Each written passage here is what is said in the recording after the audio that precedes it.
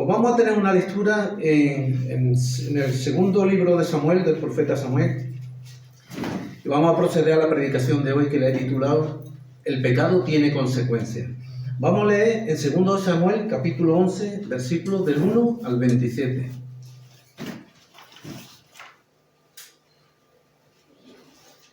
Y os pediría, si queréis, que mantengáis la Biblia abierta, porque no vamos a proyectar nada, vamos a estar trabajando sobre el texto de la Escritura.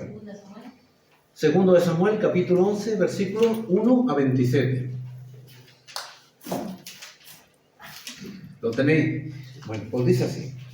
Aconteció al año siguiente, en el tiempo que salen los reyes a la guerra, que David envió a Joab, y con él a sus siervos y a todo Israel, y destruyeron a los amonitas, y sitiaron a Rabá, pero David se quedó en Jerusalén. Y sucedió un día, al caer la tarde, que se levantó David de su lecho y se paseaba sobre el terrado de la casa real, y vio desde el terrado a una mujer que se estaba bañando, la cual era muy hermosa. Envió David a preguntar por aquella mujer, y le dijeron: aquella es Betsabé, hija de Eliam, mujer de Uría Eteo. Y envió David mensajero y la tomó, y vino a él, y él durmió con ella. Luego ella se purificó de su inmundicia y se volvió a su casa. Y concibió la mujer, y envió a hacérselo saber a David, diciendo: estoy encinta. Entonces David envió a decir a Joab: envíame a Uría Eteo. Y Joab envió a Urías a David. Cuando Urías vino a él, David le preguntó por la salud de Joab, por la salud del pueblo y por el estado de la guerra. Después dijo David a Urías: desciende a tu casa y lava tus pies. Y saliendo Urías de la casa del rey, le fue enviado presente de la mesa real. Mas Urías durmió a la puerta de la casa del rey con todos los siervos de su señor, y no descendió a su casa. E hicieron saber esto a David, diciendo: Urías no ha descendido a su casa. Y dijo David a Urías: ¿no has venido de camino? ¿Pues qué? Pues ¿no descendiste a tu casa? Y Urías respondió a David: el arca e Israel y Judá están bajo tienda, y mi señor Joab y los siervos de mi señor en el campo. ¿Y había yo de entrar en mi casa para comer y beber y a dormir con mi mujer? Por vida tuya y por vida de tu alma, que yo no haré tal cosa. Y David dijo a Urías: quédate aquí aún hoy, y mañana te despacharé. Y se quedó Urías en Jerusalén aquel día y el siguiente. Y David lo convidó a comer y a beber con él hasta embriagarlo. Y él salió a la tarde a dormir en su cama con los siervos de su señor, mas no descendió a su casa. Venida la mañana, escribió David a Joab una carta, la cual envió por mano de Urías. Y escribió en la carta diciendo: poned a Urías al frente, en lo más recio de la batalla, y retiraos de él, para que sea herido y muera. Así fue que cuando Joab sitió la ciudad, puso a Urías en el lugar donde sabía que estaban los hombres más valientes. Y saliendo luego los de la ciudad, pelearon contra Joab, y cayeron algunos del ejército de los siervos de David, y murió también Uría Eteo. Entonces envió Joab e hizo saber a David todos los asuntos de la guerra, y mandó al mensajero diciendo: cuando acabes de contar al rey todos los asuntos de la guerra, si el rey comenzare a enojarse y te dijere: ¿por qué os acercasteis demasiado a la ciudad para combatir? ¿No sabíais lo que suelen arrojar desde el muro? ¿Quién hirió a Abimelech, hijo de Jerobbaal? ¿No echó una mujer del muro un pedazo de una rueda de molino y murió en Tebes? ¿Por qué os acercasteis tanto al muro? Entonces tú le dirás: también tu siervo Urías es muerto. Fue el mensajero, y llegando contó a David todo aquello a que Joab le había enviado. Y dijo el mensajero a David: prevalecieron contra nosotros los hombres que salieron contra nosotros al campo, bien que nosotros le hicimos retroceder hasta la entrada de la puerta. Pero los flecheros tiraron contra tus siervos desde el muro, y murieron algunos de los siervos del rey, y murió también tu siervo Urías Eteo. Y David dijo al mensajero: Así dirás a Joab: no tengas pesar por esto, porque la espada consume ora uno, ora otro. Refuerza tu ataque contra la ciudad hasta que la rinda, y tú aliéntale. Oyendo a la mujer de Urías que su marido, Urías, era muerto, hizo duelo por su marido. Y pasado el luto, envió David y la trajo a su casa, y fue ella su mujer, y le dio a luz un hijo. Mas esto que David había hecho fue desagradable ante los ojos de Dios. Vamos ahora un momento. Pues sí, Señor, gracias te queremos dar esta tarde. Gracias, Señor, por el privilegio que tenemos de poder acudir a tu santa palabra, porque sabemos que cada texto de tu sagrado libro nos inspira, nos enseña y tiene algo que enseñarnos siempre a través de tu sagrada escritura. Yo te pido que tú permitas, Señor, que nuestros corazones y nuestras mentes estén abiertos para recibir esta enseñanza, esta palabra que tú en este día has permitido que podamos compartir. Gracias te damos y te lo pedimos en el nombre de Cristo. Amén. Amén. Bueno.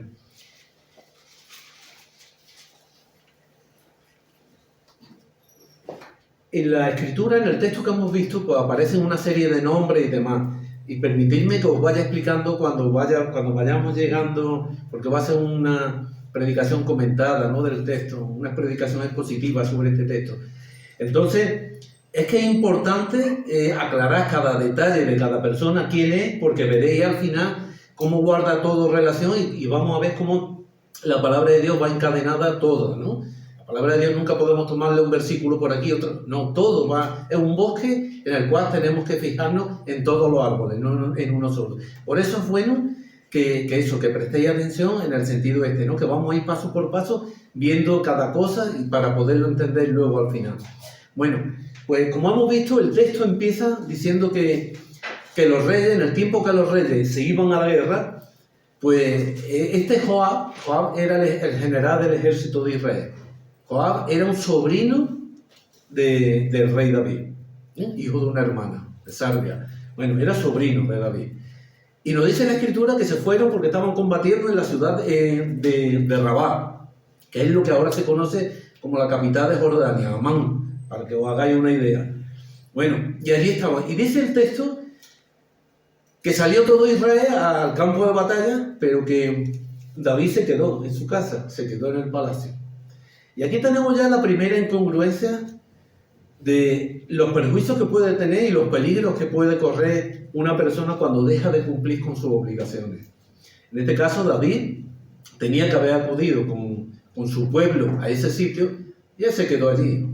Como cuando llega el domingo y te quedas en tu casa en lugar de venir a la iglesia, por ejemplo. Y estás expuesto a una serie de cosas como le pasó a David y como ya hemos visto en el texto. Y cuando tenemos nuestras obligaciones, lo importante es que las cumplamos, que nunca nos quedemos solos, porque siempre la tentación, el pecado siempre suele venir cuando estamos solos. Cuando estamos acompañados no suele venir tanto. ¿Es verdad o mentira? Yo creo que es verdad, ¿no? Bueno. Y entonces, pues como digo, David se quedó en la casa. Y dice el texto que se levantó por la tarde. Esto me dio mucha alegría cuando lo leí la primera vez, porque me di cuenta que eso de la siesta no es cosa de los españoles. Aquí lo vemos, que David se levantó de dormir la siesta y dice que se paseaba por el terrado de la casa. También hay una cosa curiosa porque dice uno, no había sitio mejor en la casa real para pasearse, no habría jardines, o por qué se paseaba allí, no lo sabemos. Bueno, dejamos ahí la duda, la incógnita, pero ahí me parece raro. Pero bueno, tenemos que, por ejemplo, el apóstol Pedro nos cuenta el libro de Hechos que estaba en un tejado meditando y orando. Bueno, vamos a atribuirle a David que estaba haciendo lo mismo. Y dice que desde allí vio a una mujer bañarse, la cual era muy hermosa. Y aquí entra lo siguiente. Se ve que la casa de Betsabé era la casa aledaña a la casa real. Porque yo no creo que David tuviera unos ojos de lince para mirar a 3 kilómetros. O sea, era la casa de al lado, seguro.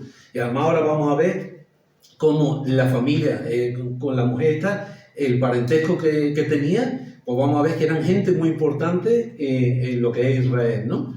Entonces es lógico que fueran los vecinos del rey, ¿no? Y dice la palabra eso, que esta mujer se estaba bañando. Y aquí surgen varias hipótesis, varias preguntas. ¿La habría visto el rey David alguna vez a esta mujer y por eso estaba allí en el terrado paseándose? No sabemos, la palabra no nos lo dice.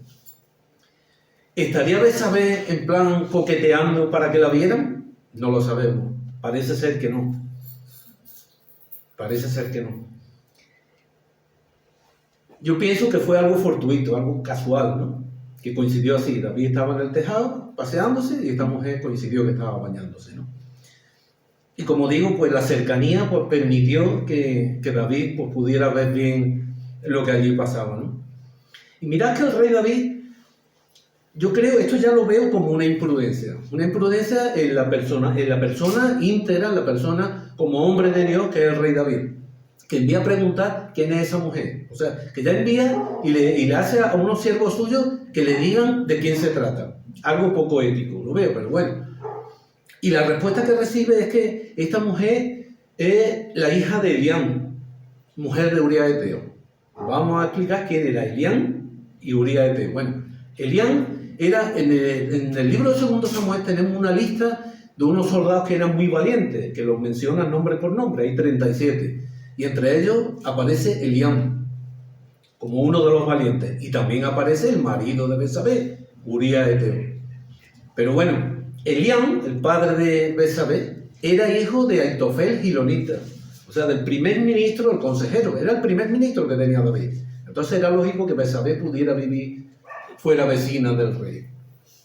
Pero explico quién de cada personaje que interviene en la historia, porque vaya a ver al final cómo es todo, ¿no? Y vaya a ver cómo la palabra de Dios se cumple, ¿no?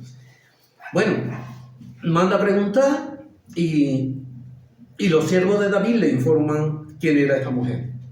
Hija de Elián y esposa de Urías Eteo. Por cierto, Urías Eteo no era israelita. Era un eteo, un hitita, era un extranjero que seguramente pues se había convertido, había abrazado a Dios, al Dios de Israel, y se había convertido.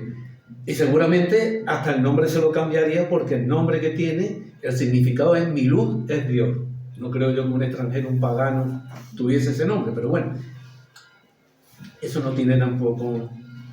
Después de preguntarle, pues, quién era, nos dice la Escritura que David, pues, manda a sus siervos y la hace a que vayan a por ella y la lleva al palacio. Bueno, y ya hemos visto en el texto lo que ocurre. Que él duerme con ella, en fin. Y esta mujer vuelve a su casa y al poco tiempo, pues, le comunica que está encinta, que está embarazada. Imaginarse el escándalo. Un hombre de Dios como David, el rey de Israel, y con un escandalazo así. Un escándalo que era un adulterio. Ojo, un hombre que había llevado a Israel, que entró el arca, que procuró llevar a la gente a los caminos de Dios, porque el pueblo de Israel, hasta que él empezó a reinar, estaban apartados de los caminos de Dios, como todos sabéis. Y ahora, un referente en la fe comete ese fallo, comete ese pecado, un adulterio. Vamos, pensar, bueno, lo vemos a diario, cómo sacan cosas, cómo le atribuyen hijos a los reyes, a los distintos monarcas, a las distintas monarquías por el mundo, aquí en España. Eso es un escándalo. Imaginarse más en la vida de David, porque David era un creyente, era un hombre de Dios, un hombre con el corazón conforme al corazón de Dios. Imaginarse la reputación de él, cómo iba a quedar si eso se hacía público. Y yo me imagino a David, de verdad, que estaría el pobre desesperado, no sabía lo que iba a hacer, cómo ocultar eso, cómo solucionar eso. Entonces no había clínica de aborto como ahora, ni nada de eso. No estoy defendiendo el aborto, ¿eh? Pero bueno, es decir, que no había solución, había que apechugar con lo que había. Entonces se le ocurre una idea. A él se le ocurre una idea y le dice a su sobrino, el general, envíame a Urías aquí. Envíame aquí a Urías y que Urías vaya a su casa y duerma con su mujer, que es la única manera que hay de solventar esta papeleta, este problema. Y Joab envía a Urías. Me imagino a Urías en el campo de batalla, porque nos dice la Escritura que estaban luchando, que estaban sitiando la ciudad de Rabá. Y le llegaron un día, le dijeron, preséntate al general que te llama. Iría Urías delante del general. ¿Qué pasa, mi general? Que te llama el rey, que te vayas a Jerusalén. Y Urías pues se va a Jerusalén. ¿Y qué pensaría ese hombre? ¿Qué querrá de mí el rey? ¿Me dará un ascenso? ¿Me encargará una misión especial? O a lo mejor para tirarme de la oreja, ¿habré hecho algo más? Sí, es una incógnita. Porque el que está en el campo de batalla, un soldado raso como era él, un soldado de élite. No nos olvidemos que era de los 37 valientes. Pero que te llamen de buena primera, vete para Jerusalén que te quiere ver el rey, no sabes con qué objetivo te quiere ver el rey. Y allí aparece Urías delante del rey. Y empieza el rey a hacerle unas preguntas fuera de lugar, ¿no? Le dice, ¿cómo está la salud de Joab, del general? La salud del pueblo. Urías no era un médico, era un soldado de élite, para que le preguntara por la salud. Y que cómo iba la guerra. Tampoco era un oficial de Estado Mayor, era un soldado raso. Una pregunta incongruente. Y esto lo que nos demuestra es que los creyentes, la verdad, somos muy torpes a la hora, es así, y gracias a Dios que somos así, a la hora de manejar situaciones delicadas, porque no sabemos mentir, y no sabemos, y entonces, precisamente por no mentir y por no querer mostrar las cosas, muchas veces lo que decimos es tontería, como estaba David haciendo en ese momento, diciendo tonterías. O sea, le haces esas 3 preguntas y de pronto vete corriendo a tu casa, que has venido de camino, lávate, duerme, descansa, y encima le manda un presente de la mesa real. Imaginarse Urías, yo qué sé, el tiempo que llevaría en el campo de batalla, sin descansar, durmiendo seguramente en el suelo, sin comodidades ninguna, y tiene la oportunidad de llegar a su casa, de lavarse, y encima eso, seguramente en el campo de batalla ha estado comiendo muy mal, y encima dice la Escritura que le enviaron un presente de la mesa real, o sea, que le enviarían unos manjares, o sea, que este hombre podía haberse ido a su casa y disfrutar durante todo el tiempo que había estado privado de todas estas comodidades. Pero sin embargo no fue, se quedó en la puerta del palacio, se quedó con los siervos de David allí y no fue a su casa. Y mira que era la casa de al lado y podía haber ido, podía haber hecho lo que hubiera querido, luego por la noche se hubiera quedado allí y ya está. Pero no bajó ni por un momento. Allí se quedó. Y esto me recuerda que conocí yo a una persona que trabajaba con jeques y todo esto del petróleo, y verdaderamente era la costumbre, era lo habitual. Los trabajadores de este tipo de gente, pues muchas veces se ausentaban de su casa y estaban por días allí en el trabajo, hasta que le autorizaban, bueno, vete a tu casa y ven el viernes. O, si no, allí estaban, noche y día constantemente. O sea, que es una costumbre de Oriente. Pues bueno, Urías no descendió a su casa. Y otra vez volvió a combinarlo el rey. Pero hombre, has venido de camino y no has ido a tu casa, le vuelve a insistir. Y ya la respuesta que le da Urías es una respuesta, bueno, que lo que demuestra es la integridad y la entrega que tiene a Dios y los principios. Le dice, hombre, el arca de Israel está en el campo, está bajo una tienda. Israel y Judá y mi señor Joab y todos los siervos. Dice, yo no puedo estar en mi casa cómodamente cuando lo demás está todo en el campo. Y más o menos lo que le dice es que no le insista, que él no va bajo ningún concepto a ir a su casa. Por eso, porque su principio es primero Dios y todo lo demás, y lo último es Él. Ahí queda de manifiesto que la prioridad suya es Dios. Y luego el rey mismo, su general y todo lo demás, ¿no?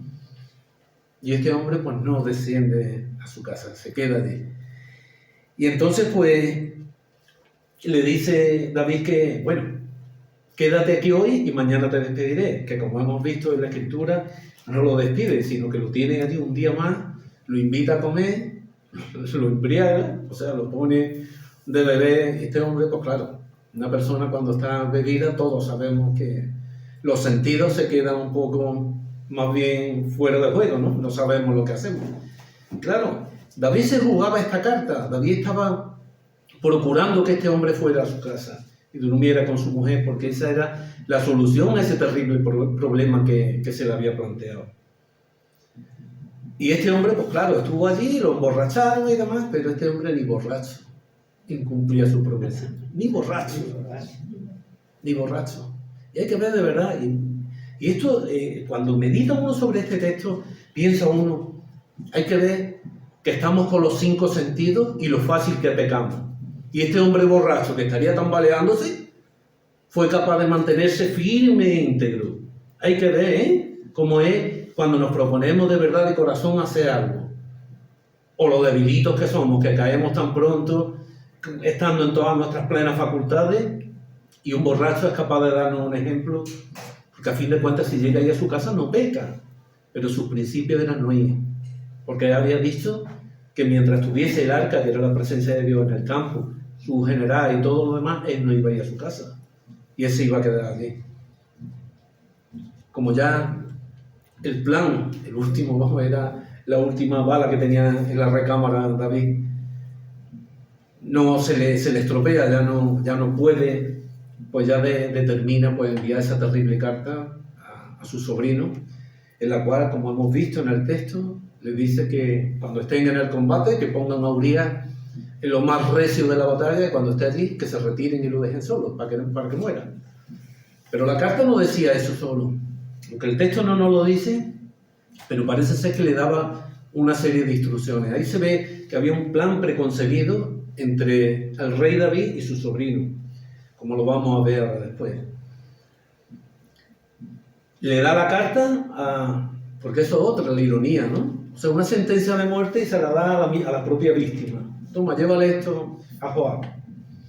Y Urías volvió al campo de batalla y le entregó la carta a Joab, y efectivamente pasó lo que estaba ahí planeado en la carta. En el combate lo dejaron solo y ya está. Y eso pasa muchas veces, eso pasa con Urías, pero pasa muchas veces con muchos cristianos, de verdad.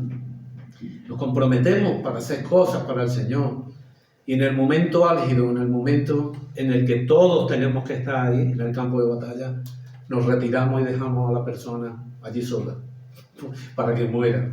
Si es un valiente, hará como Urías, se quedará allí. Si es un cobarde, volverá con los otros. Y eso pasa mucho con muchos cristianos, que los dejamos solos a la hora de la verdad.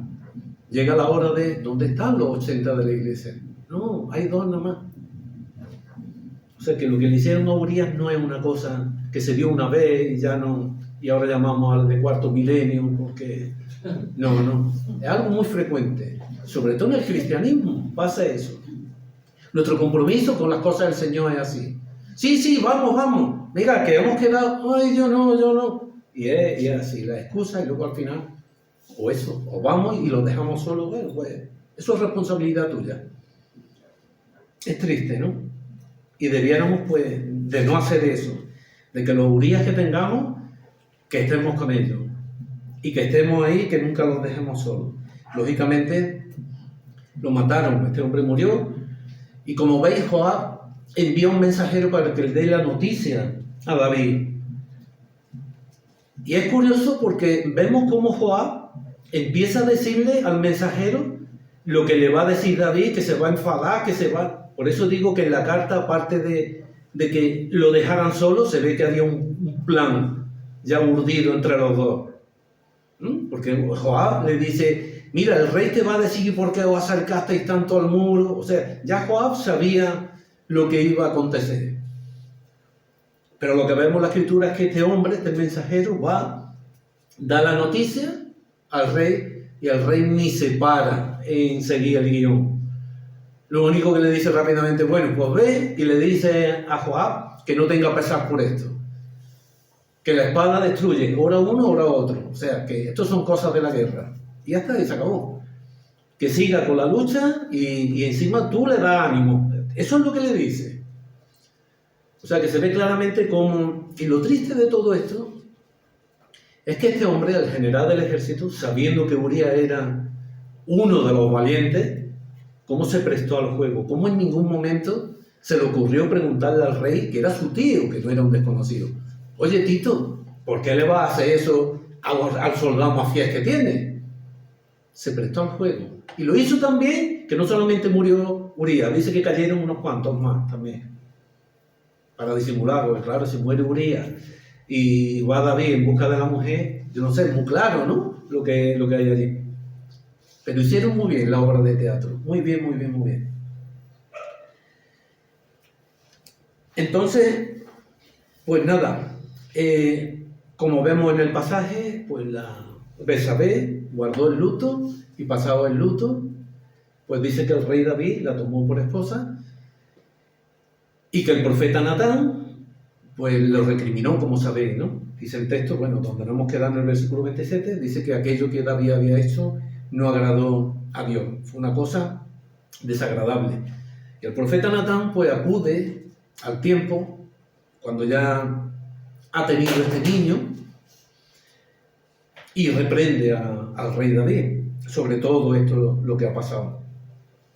Y mirad, vamos a ver las consecuencias de ese pecado y no nos vamos a ir muy lejos, porque estamos viendo el 2 Samuel 11 y ahora vamos a ver el 2 Samuel 12, vamos a ver de los versículos 19 al 14 o al 15, por ejemplo. Vamos a ver las consecuencias del pecado de David. Mira lo que le dice Natán que Dios va a hacer con él. Dice, ¿por qué pues tuviste en poco la palabra de Jehová, haciendo lo malo delante de su ojo? A Urías Eteo heriste a espada y tomaste por mujer a su mujer, y a él lo mataste con la espada de los hijos de Amón. Por lo cual ahora no se apartará jamás de tu casa la espada, por cuanto menospreciaste y tomaste la mujer de Urías Eteo para que fuese tu mujer. Y mirad la sentencia, quedaros con las palabras de verdad detenidamente, que todo esto es muy interesante, que lo vamos a ver. Así ha dicho Jehová, he aquí, yo haré levantar el mal sobre ti de tu misma casa, o sea, de su propia familia. Por eso os decía que os fueseis quedando, y por eso os iba explicando quién era cada personaje de la historia. De tu misma casa. Y tomaré tus mujeres delante de tu ojo, y las daré a tu prójimo, el cual yacerá con tus mujeres a la vista del sol.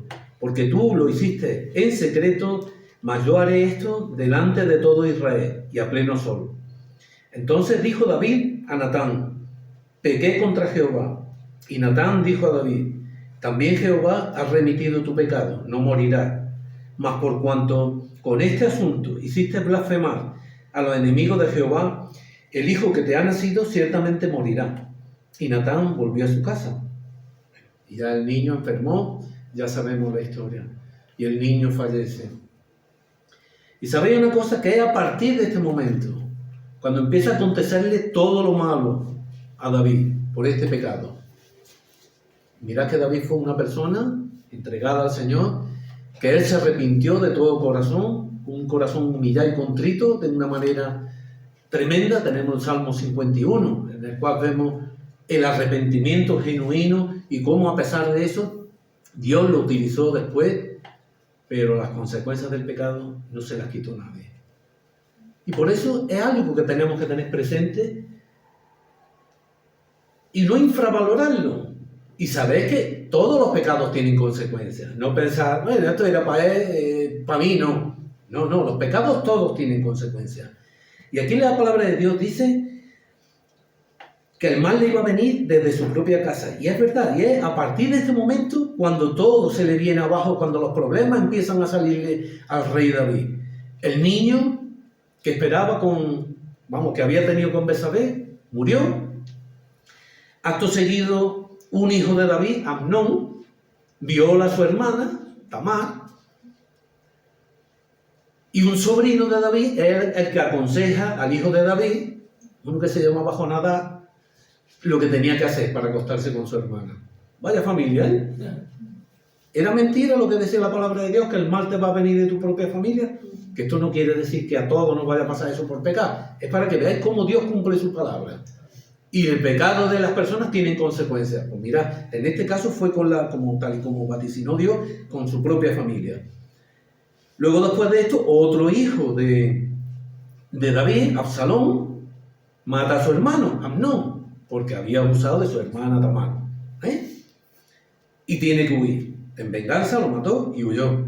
Pero Absalón vuelve y al poco tiempo de volver se subleva contra su padre. O sea, traiciona a su padre y pretende quitarle el trono, y de hecho se proclama rey en Hebrón. Se subleva contra el padre. Y lo más gracioso, ¿quién respalda a Absalón? El abuelo de Betsabé, el primer ministro Aitofel.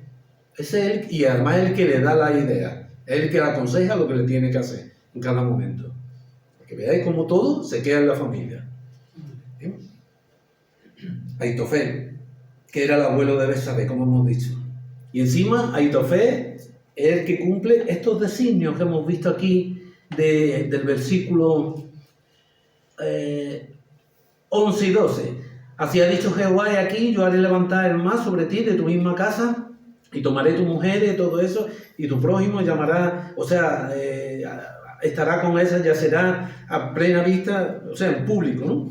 Y mirad lo que nos dice, segunda de Samuel 16, versículos 21 y 22, porque ahí es donde se cumple eso. Y mirad el consejo que le da Aitofel al hijo de David. 16, 21 y 22. Dice: y Aitofel dijo a Absalón: llégate a las concubinas de tu padre que él dejó para guardar la casa, y todo el pueblo de Israel oirá que te ha hecho aborrecible a tu padre, y así se fortalecerán las manos de todos los que están contigo. Entonces pusieron para Absalón una tienda sobre el terrado, y se llegó Absalón a las concubinas de su padre ante los ojos de todo Israel, cumpliéndose lo que hemos visto antes, las palabras de Natán. Y dice que el consejo que daba Aitofel en aquellos días era como si consultase la palabra de Dios. Así era todo el consejo de Aitofel, tanto con David como con Absalón. Fijarse, qué curioso, ¿eh? En el mismo sitio donde pecó de lujuria David, en el terrado, cometió este pecado Absalón con las concubinas de su padre. En el mismo sitio, su propio hijo. ¿Veis? El mal se levantará de tu propia casa. Lo estáis viendo cómo se está cumpliendo todo, ¿eh? Y todos son, aquí no hay amigos, aquí todos son parientes. Y estas fueron perdona, que me he equivocado. Y estas fueron las consecuencias de eso. Pero después de esto dice que el sobrino de David, el general del ejército Joab, cuando se sublevó a Absalón, se fue él apoyó a Absalón, o sea que traicionó a su tío. Luego vemos que hay otro hijo de David que se llamaba Adonías, que también usurpó el trono. A esta Adonías, pues, dice que lo usurpó también, Absalón no, Joab no estuvo, Joab fue que mató a Absalón cuando el rey David había dicho que no lo matara. Y todo Israel lo oyó y ninguno se atrevió, y su sobrino fue y mató al hijo de David. Perdona que aquí me he equivocado. Luego al otro hijo de David, a Adonías, que se sublevó, Salomón lo tuvo que matar. Y también tuvo que matar a Joab por apoyar esa sublevación. Mirad cómo toda la familia estaba compinchada y todos conspiraron contra David. Y estas son las consecuencias del pecado de David. Y os voy a decir una cosa. La consecuencia menor, la más pequeña que podemos tener cuando pecamos, es que nos invada la tristeza, que perdamos el gozo. Porque yo creo que eso es lo que nos puede ocurrir a casi todos cuando pecamos, o nos ponemos contentos, cuando nos damos cuenta que a lo mejor cuando estamos pecando puede que... Pero cuando somos conscientes de lo que hemos hecho, como mínimo, es tristeza, es perder el gozo. Y el pecado no es una cosa que te llega, que no la puedes dominar, que la palabra de Dios lo dice, que cuando en nuestras propias concupiscencias somos tentados, si sucumbimos a eso, es cuando damos algo al pecado. Que el pecado no es algo que no lo podemos dominar, es algo que elegimos hacerlo. Es como las cajetillas de tabaco. Ahí pone muy claro lo que te puede pasar. Fumar mata. Y el que fuma sabe a lo que se expone. Porque está escrito, y el que peca sabe a lo que se expone, lo dice aquí esto. O sea que no podemos, por eso digo que como mínimo, perdemos el gozo. Pero que podemos tener consecuencias más graves, como las tuvo David. Y como las tienen muchos y muchos cristianos, precisamente por pecar. Porque los pecados tienen consecuencias. No pensamos que, he pecado, no, ya pedí perdón. No. Eso tiene sus consecuencias, porque dice Dios que Él al que ama disciplina. Y entonces, pues, una lección siempre nos tiene que dar. Mira, en Mateo capítulo 1, versículo 6 está la genealogía de Jesús. Y ahí aparece algo muy interesante. Mateo 1, versículo 6. Me parece algo muy interesante porque lo que nos dice es algo importante para nosotros, para que valoremos las cosas, para que valoremos el andar en integridad como hizo Urías Eteo, ¿no? Mirad, ahí dice, aquí viene la genealogía de Jesús y en ese versículo dice, Isaí engendró al rey David y el rey David engendró a Salomón, de la que fue mujer de Urías. Pues para mí esto es un honor que a una persona que no era israelita aparezca en la genealogía de Jesús. Sí, que no aparece como descendiente, pero lo menciona. Y es más, a la madre de Salomón ni mencionan el nombre. Dice la que fue mujer de Urías. Y eso también no habla mucho. No habla mucho de parte de Dios. Cada uno puede pensar lo que quiera. Y Dios le da más valor al nombre de Urías que al nombre de Betsabé. Por eso lo menciona.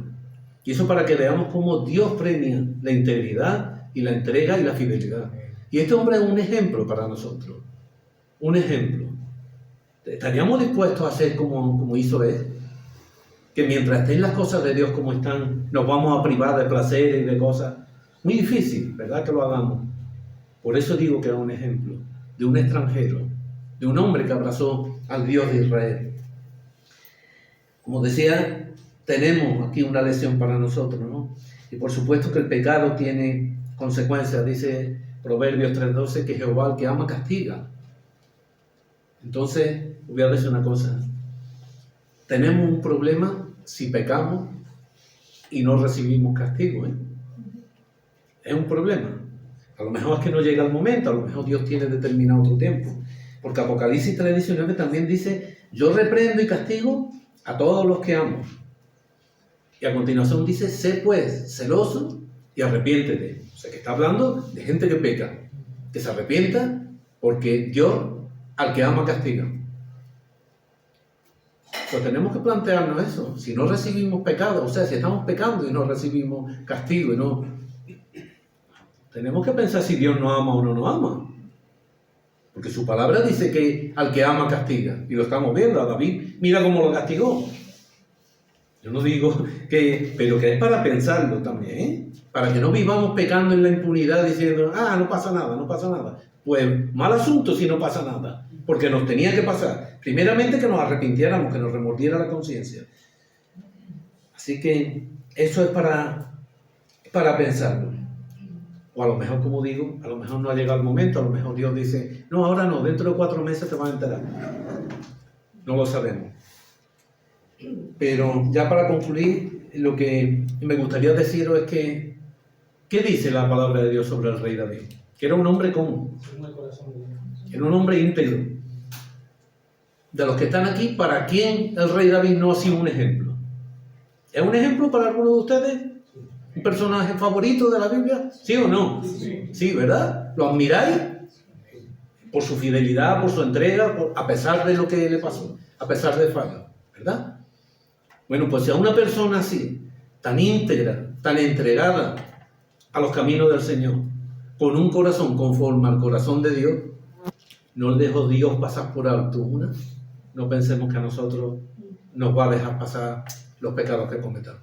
Que el Señor bendiga. Vamos a orar. Pues sí, Señor, gracias te damos por tu palabra. Gracias, Señor, por los ejemplos que tenemos en ella.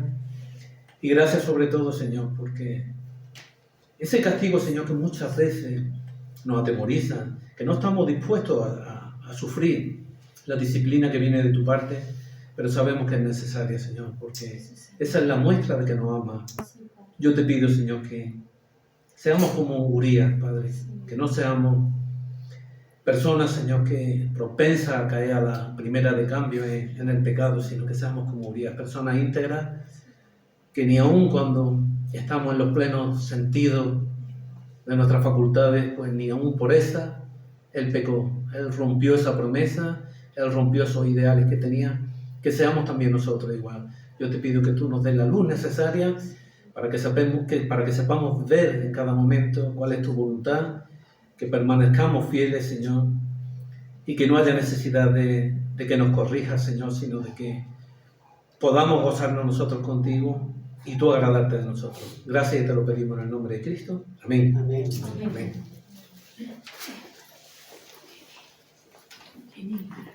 Jenny.